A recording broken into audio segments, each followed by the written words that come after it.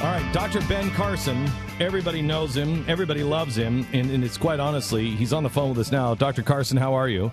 I'm doing great, thanks. I just want to say I love how everybody loves you, but I'm concerned that Whoopi Goldberg likes you. There must be something wrong with you. You had a great reception yesterday on The View. You're here to talk about your new book called One Nation, and I will tell you that one thing that sets you apart is at the top of every chapter heading, there is a scripture verse. Yeah. And nobody has the balls to do that anymore. From Especially the Book of Proverbs, which was written by the wisest man who ever lived. And I mean, here you are in a time where we have literally the political correct police coming after us. You describe how we should react to them on, I think it's page 12. Tell us how we should react to the politically correct police. Well, actually, I talk about them throughout the book. But basically, their only power is the power of intimidation. And if we decide to ignore them, they have no power. And we need to understand the role that they play in manipulating people who really don't think deeply for themselves. And if we can get people to be a bit more knowledgeable and a lot braver, because that is really the key, bravery right here. People decide, let me just go along to get along, and that way nobody will come after me, nobody will call me a name. And I just decided a long time ago, I absolutely will not submit to the PC police. I will continue to say what needs to be said, and I mentioned before, most of the people in Nazi Germany did not believe in what Hitler was doing. But did they open their mouths? Mm-mm. Absolutely not. Now, of course, the left then said, Carson says America is the same as Nazi Germany. Mm-mm. Of course, they love to grab any kind of word, distort it. And, this is very effective for people who don't think for themselves. No, I was amazed yesterday, really amazed. I've been on The View before. It is a chamber of hell. And you were allowed to actually speak, and they treated you with respect. I thought something was wrong with them, or something must be wrong with you. I've never seen them react this way. And you were saying the same things, just in a more eloquent way, that most people are saying on both sides of the aisle, and that is, hey, let's just have some personal responsibility here. Let's not forget what brought us to the table. Well, I'd had a chance to speak with Whoopi Goldberg before we actually went on set. So did I. It didn't work for me. At first, she thought that we were very much opposite. But as we began to talk, I said, we actually want the same things, and we can't allow ourselves to be manipulated by those who want to always remove your cohesiveness and create division.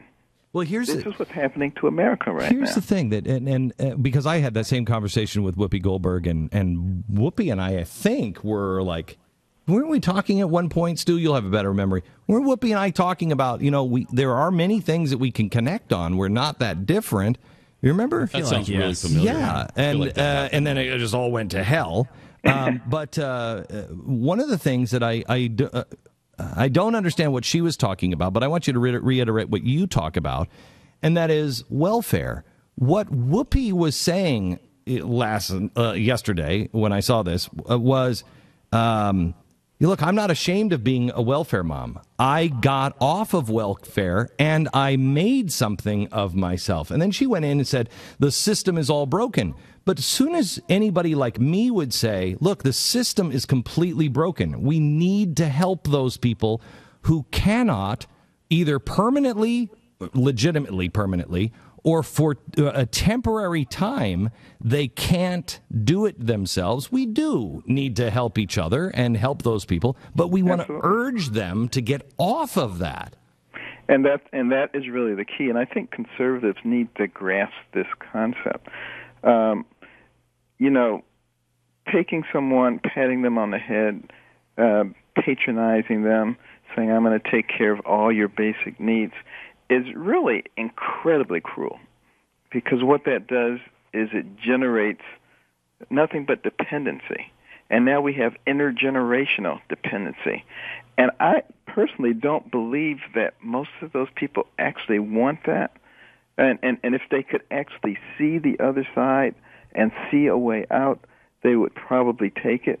But the reason that they're not seeing it is because of the economic policies that have been put in place that actually keep our economy suppressed. It is ready to explode if we created the right environment. But there are those, I firmly believe, who don't want it to explode.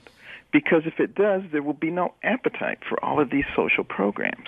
But what conservatives need to understand is we have to get into position so that we can fix the economy. And once we've done that, then we can talk about entitlement reform. We should not talk about entitlement reform before we fix the economy and make sure that people can clearly see the way out. At the same time, we need to grasp concepts like Muhammad Yunus, who won a Nobel Prize for his microeconomics platform, which has been used very effectively to bring people out of poverty in Pakistan and India. We'd have to invest a little more money here to do it, but the same model works well, and it allows people through their own hard work to climb out of poverty. And I think a lot of people would be quite willing to invest in that, knowing that they may not get a physical return on it, but they get a tremendous emotional, psychological return. We talked about this on the air just yesterday, that I think there's a lot of people in our audience alone that we could say, hey, here's somebody who is looking for investment dollars. This person is looking for investment dollars, and put a pool of money together, and you can move your money and invest in who you want. And it's not the standard investment. It's just, let's give this person a shot. It would work. But the government shuts that down. Yeah. I mean, we've always taken care of our own people. Back in the days before there was no overriding federal government, and there were communities separated by hundreds of miles all over America, and somebody got hurt, everybody pitched in, took care of them. We've always taken care of people. We're compassionate people. Let's not let people paint us as anything other than that. May I ask you a question about an op-ed that you did? Where was it? In the National Review, I think I saw.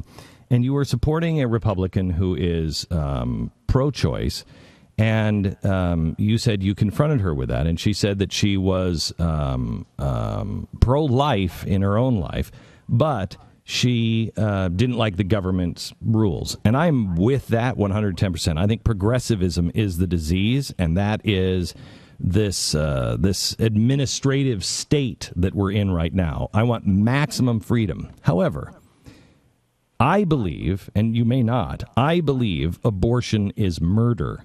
I do too. Absolutely. Well, but hang on just a sec then. Hang on, because then you should. I mean, I wouldn't support anybody who says, hey, they're going ahead and stabbing somebody to death.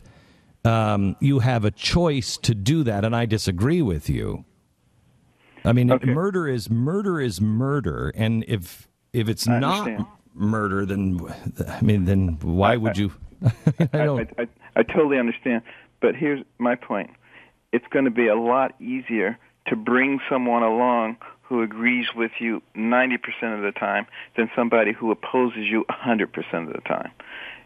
So one of the things that conservatives have to understand is there is a pragmatic approach. We have to get a critical number of people in place so that we can move the pendulum in the correct direction. As it's moving, it doesn't mean that we abandon all those things that you're talking about. We can come back and visit those. But as I said, if the ship's going off of Niagara Falls, the barnacles, we can get them off later. Let's turn the ship around. Well, you bring up the Supreme Court, and I think you bring up a very good point that whoever the next president is will have 2 to 3 Supreme Court justices, and if it is another progressive, we lose. The problem is, I think that conservatives have been pragmatic. Conservatives really have spent the last, in my lifetime, it seems like we're always the ones going, okay, well, we'll do that, but because we have to do this, but you're going to help us with this, right? And they never reach back across. It's always moving the ship in the other direction, which is one argument. But we can't count on them. We cannot count on help from them. We're going to have to, conservatives, do this ourselves. So is there no, in pragmatism, is there no line? Because murder is probably the biggest line out there. If you believe that abortion is murder, then there is really no line of compromise. There's no line of compromise in your belief. However, recognizing that we live in a diverse society and that we have to get into office, we have to get the power before we can change things. Okay, so we can be purist and never get into office, or we can be pragmatic, get into office, and then bring about the change that we want. I believe that abortion is the slavery of our day. And so you are less in line with John Adams or Ben Franklin, and more in line with people who are now being called nothing but slave owners, like Thomas Jefferson. I'm more in line with what Ronald Reagan said. Ronald Reagan said, sometimes we have to sort of like hold our nose and do something that isn't completely in line with our value system, recognizing that it will provide us with the opportunity to bring about the change, rather than always sitting on the sideline and complaining. I don't feel like I've been complaining on the sidelines. I really don't. Well, I'm not talking about you in particular. Well, I know, but I mean, I think there's a lot of people that are feeling the same way, that it's like, we really are willing to, I heard you talk about health savings accounts. I agree with health savings accounts. I give the best insurance money can buy. And it's almost bankrupted my company for doing it. But I believe in taking care of my people first. I want health savings accounts. There are ways that I know we can be much better at health, but the government won't let me. I'm willing to compromise in a million different things, but we're not willing to. Nobody's talking to us about compromising. I totally understand what you're saying, completely, 100%. But if there is a way, and I'm willing to listen, if there is a way to never compromise on anything and still win and still put ourselves in position to have the power to do what needs to be done, I'm with it. Right, and I'm certainly not asking you to compromise on nothing, and I hope this is not a hostile interview for you. No, not at all. Yeah, I mean, I just. On that particular issue, I believe it is murder, and so I don't understand how. I totally believe that it's murder. There's no question about that. Okay. But it will still be murder, whether it'll still be murder compromise or not, unless I can get a critical group of people in place so that I can do things that it doesn't occur again. I understand, and I do believe that is what the founders. That was the 3/5 compromise. It wasn't about making slaves 3/5 a man because they were less than a man. It was because they didn't want to give any more power to the South. They had to cut that down. And because of that, they're being smeared, as horrible people. But they made the compromise, or we wouldn't have a republic. The name of the book is One Nation, What We Can All Do to Save America's Future. The man behind it is Ben Carson. I was just talking to a friend who's very politically savvy, and I said, who's going to be the next president? And he said, I honestly don't think it's anybody that everybody says it's going to be. He said, I think it's going to be somebody that is completely out of the system right now that's going to come up from behind. And when I saw your interview yesterday on The View, I thought, maybe it's Ben Carson. Well, the one thing I do know is that I think God still loves our country. We still acknowledge him, a large number of us. Some of us are a little bit timid about it, but I don't think he's going to forsake us, and I think he's going to give us what we need. Dr. Ben Carson, thank you very much. We'll talk to you again. Thank you. Hey, Pat. Name of the book is One Nation.